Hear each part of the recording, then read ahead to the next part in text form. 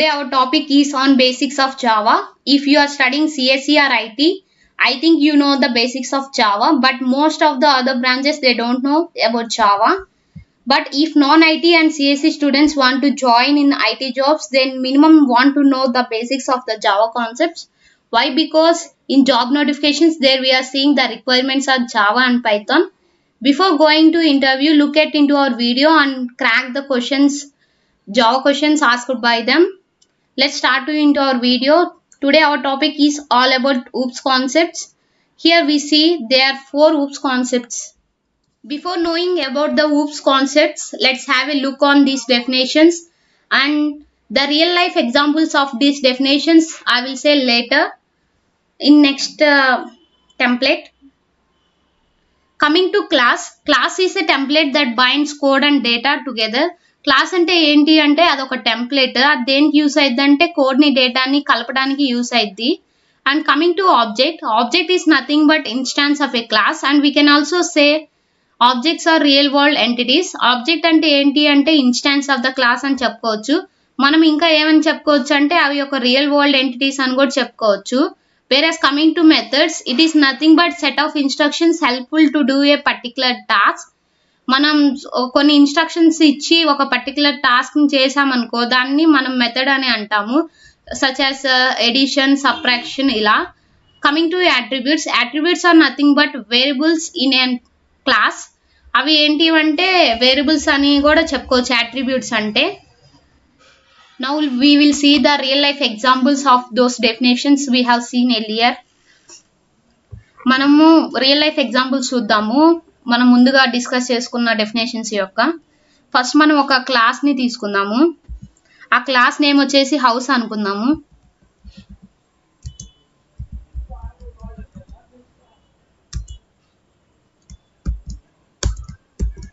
ఇంకో క్లాస్ తీసుకుందాం. మనము ఆఫీస్ అనే ఒక క్లాస్ తీసుకుందాం.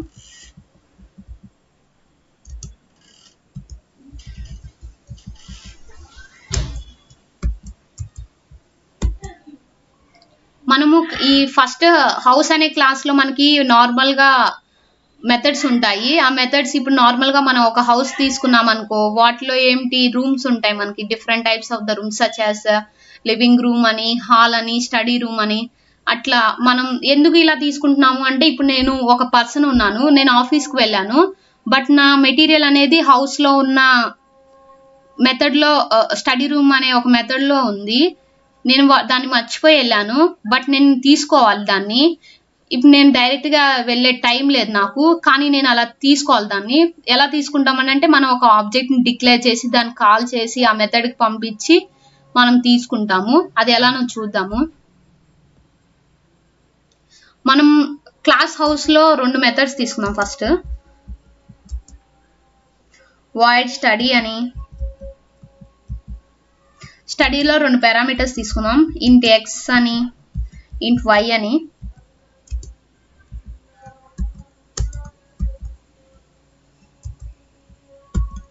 ఇంకొక మెథడ్ తీసుకుందాం, వాయిడ్ కిచెన్ అని.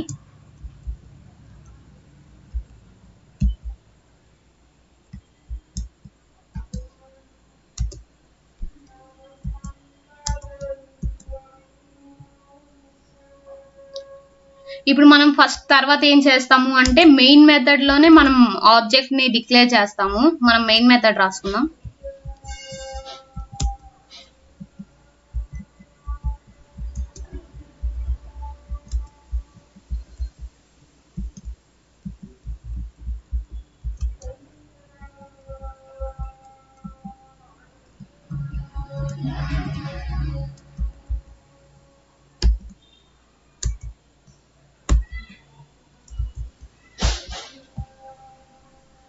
ఇప్పుడు మనం ఆబ్జెక్ట్ ని డిక్లేర్ చేసుకుందాం.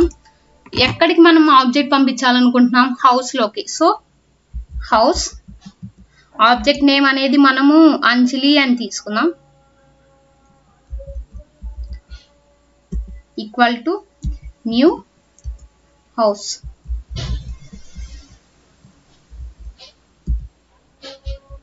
ఇప్పుడు మనం కాల్ చేద్దాము. ఎలా కాల్ చేస్తాము అంటే అంజలిని మనం ఎక్కడ పంపించాలనుకుంటున్నాం? స్టడీ రూమ్లోకి. అదే మనం అంజలిని కిచెన్లోకి పంపించాలి, మనకి వాటర్ కూడా తీసుకురమ్మా అని చెప్పడానికి కిచెన్లోకి పంపించాలనుకో, అంజలి డాట్ కిచెన్ అని తీసుకుందాం. ఇప్పుడు అంజలి ఏమైద్ది? స్టడీ రూమ్లోకి వెళ్ళిద్ది. ఎందుకు? నేను ఒక ఫైల్ తీసుకురమ్మను కాబట్టి ఇక్కడ చూస్తే మనకి ఏం ఫైల్ లేదు. సో మనం ఫైల్ తీసుకుందాం.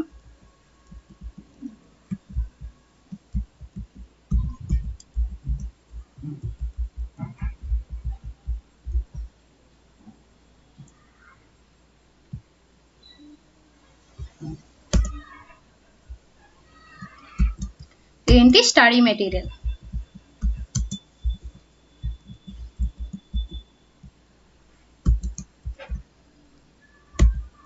సో మనం చూసినట్టు రియల్ లైఫ్ ఎగ్జాంపుల్స్.